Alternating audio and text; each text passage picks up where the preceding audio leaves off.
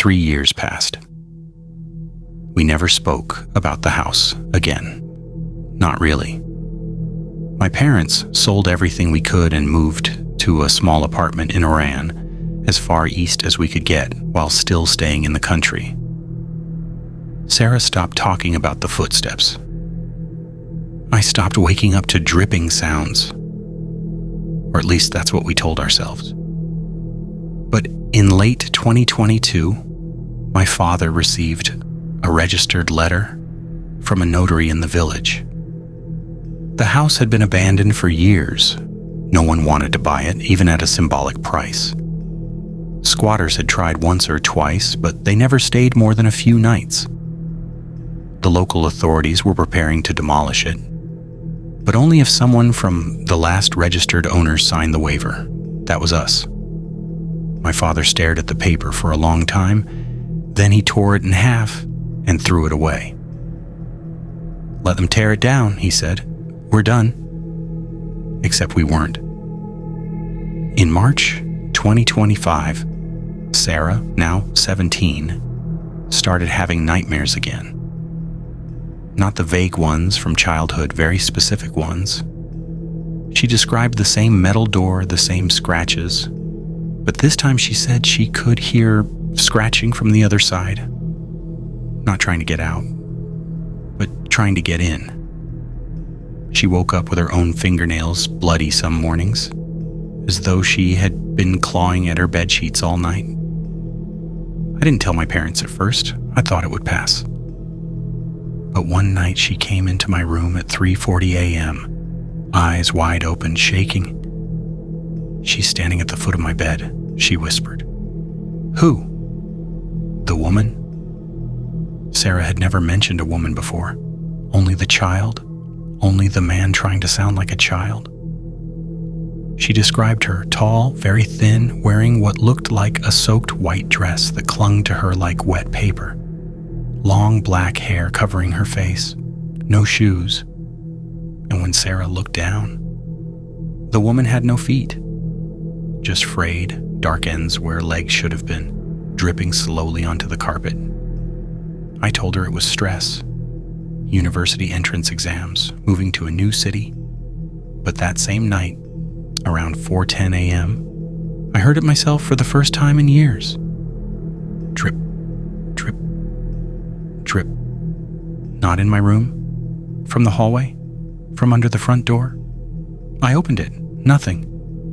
Just the empty corridor of the building, the fluorescent light flickering. But on the doormat, our doormat, was a single, wet footprint. Small. Child-sized. The water was dark, almost black, and it smelled faintly of wet earth and something metallic. We didn't sleep.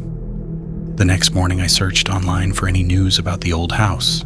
Nothing about demolition. In fact, the last Google result from a local Facebook group said, "Anyone been near the old Ben Yahia house lately?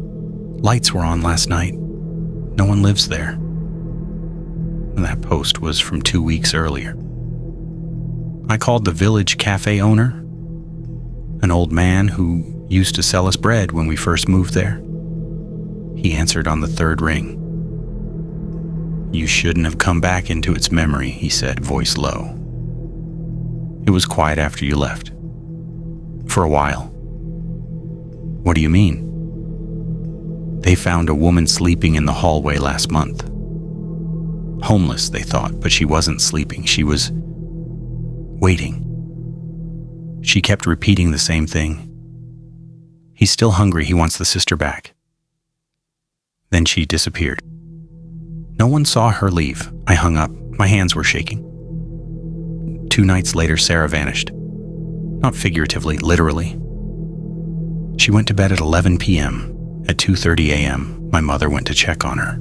The bed was empty, sheets turned down neatly, as though she had gotten up to go to the bathroom.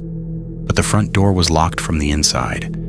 Windows closed. No note, no sign of struggle. On her pillow was one thing. A single eye from a doll, the same kind of doll she had found in her backpack years ago. We called the police. They searched for 48 hours. Nothing. No CCTV in our building showed her leaving. No neighbor heard anything. On the third night, and the night they officially declared her missing, I dreamed of the house. I was standing in front of the metal door again. It was wide open this time. Inside was complete darkness, except for one faint shape sitting in the corner. A boy. Thin. Naked. Skin pale and stretched tight over bones. He was eating something slowly, methodically. I couldn't see what it was, but I heard the wet, tearing sound. Then he looked up. His eyes were gone. Just black holes. But he smiled anyway. Wide. Too wide. "She came back," he said in that same fake child voice the man had used years ago. "She remembered where she left me." I woke up screaming. The next morning I drove back to the village alone. I didn't tell my parents. I couldn't put them through that again. The house was still standing. The garden was overgrown, the windows boarded up now, but not well. One board on the third floor window had fallen away. I could see movement behind the glass. Slow, deliberate. I didn't go inside. Instead, I stood at the gate and shouted Sarah's name over and over and until my throat burned. Nothing.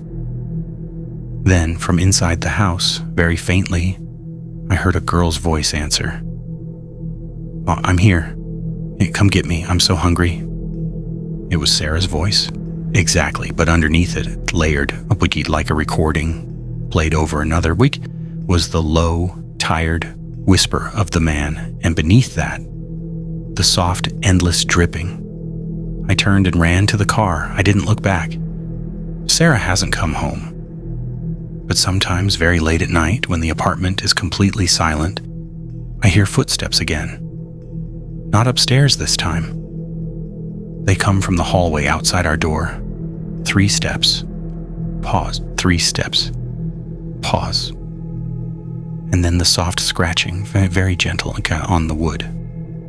Not trying to break in, just reminding us that he knows where we live now, and he's still waiting. He's still hungry.